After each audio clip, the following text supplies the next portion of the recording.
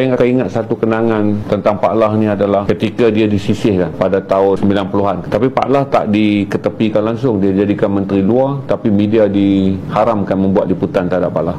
Jadi ada satu kali ni, bos saya dengan beraninya, Johan Jaafar, minta saya interview Pak Lah. Ketika tu dah ada arahan bahawa Pak Lah tak dibenarkan muncul dalam mana-mana media kerana dia berada dalam kem yang berbeza. Jadi Pak Lah menteri luar, pergilah ke ofis Pak Lah.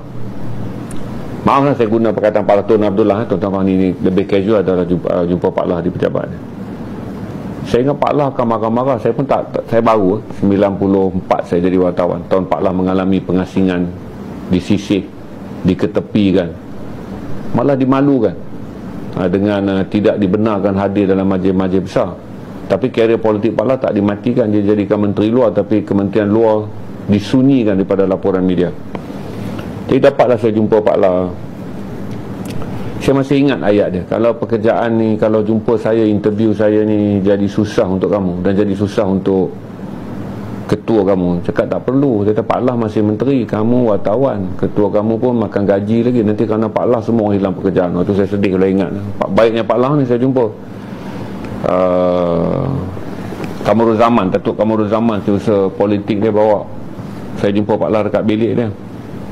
Pak Lah dah berapa lama dah kena ban, tak boleh keluar dekat media kerajaan. Lepas tu saya kata tak apa Pak Lah, saya jelas kepada saya wartawan, nanti saya tulis kalau Datuk Johan dengan Datuk Khalid siarkan, tak apalah Pak Lah, saya kena datang pasal dia orang suruh. Oh, takut dia cakap, dia orang nanti kamu hilang kerja. Dia kata Pak Lah bahasa diri dia kan, Pak Lah masih menteri. Itu yang saya ingat. Yang kedua, Pak Lah jadi menteri luar tahun yang dia kalah dalam pemilihan naik presiden. Pak Lah duduk rumah JKR dekat Jalan Bellamy. Kami ni pergilah rumah Pak Lah. Orang lain pergi semua rumah orang yang menang ni. Tak apalah, wartawan-wartawan sini yang pergi rumah orang yang menang. Sedap sikit makan dia. Kami ni pergi rumah orang yang kalah. Pak Lah kalah, pergi rumah Pak Lah. Kebetulan rumah JKR yang Pak Lah duduk ni ada buah rambutan. Itu falsafah Pak Lah sampai sekarang saya hormat. Arwah ni ada orang kampung pergi. Jadi Pak Lah kata tak ada berita daripada saya dah kalah. Lepas tu buah rambutan tu berbuah tapi taklah banyak. Pak Lah kata kalau nak makan rambutan ambil kita pun ambil, makan-makan. Satu ayat Pak Lah yang sampai sekarang saya fikir, Pak Lah kata apa? Masa kami makan rambutan tu, kami duk tanya ini rambutan gading kan? Semua orang bertekak untuk menunjuk pandai pada jenis rambutan. Yalah kita pun nak ibukan Pak Lah, dia kalah. Saya, Siti Hatijah, semua geng-geng yang malah nak pergi rumah orang menang, kesian je orang yang kalah ni kalau wartawan tak pergi buat liputan. Saya pun pergilah. Lepas tu sambil dah Pak Lah tak mau cakap hal politik, dia pun tengah mengalami tekanan kerana baru kalah je jawatan naib presiden.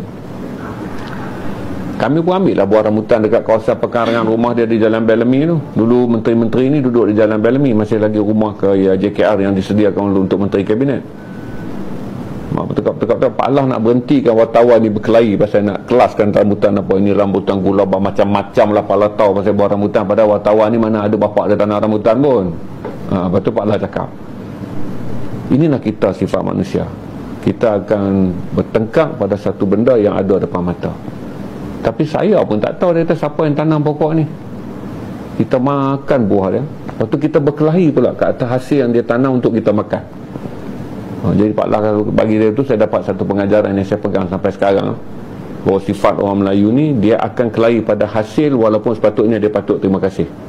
Lepas tu dia akan lupa kepada orang yang menghasilkan, iaitu orang yang sepatut dia ucap terima kasih kerana musim buah tu, dengan mengkhianati kebaikan orang, dengan berdebat kepada perkara yang mulut punya hasil telan, perut kenyang, lepas tu duduk kelahi. Orang ni kata gula batu, orang ni kata rambutan budak. Ada masa tu dia popular dengan rambutan budak sekolah. Pakat lah duk kelahi. Jadi Pak Lah pun dah bosan, dia pun sakit kepala baru sudah kalah, dan banyak tekanan yang dia akan alami. Datang wartawan nak hiburkan dia, kelahi pasal jenis rambutan. Kemudian Pak Lah kembali ke puncak jadi timbalan Perdana Menteri. Dia jemputlah saya sebagai salah seorang untuk jadi panel. Ketika Pak Lah jadi TPM, dia diberi tanggungjawab oleh Tun Mahathir waktu tu untuk buat projek Siswazah Pertanian. Jadi dia ajak saya makan Renaissance, hotel yang dekat motor trafik polis terbakar masa tu. Di Renaissance. Masa tu hotel Renaissance ada dekat Jalan apa kita panggil Renazon?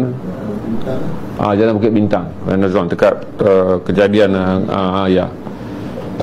Pak lah panggil lah makan dekat Renazon. 6 orang 7 orang nak minta nasihat. Masa tu saya tak puas hati dengan Menteri Pendidikan. Pak lah bagi nasihat lah hal-hal pendidikan. Saya pun komplain kat Pak lah. Saya tak, Pak lah, apalah you punya kawan you lantik arwah dah sekarang, sembang pun tak kerti, jadi macam mana jadi Menteri Pendidikan? Orang tanya lain, jawab lain. Orang tanya A, dia jawab B.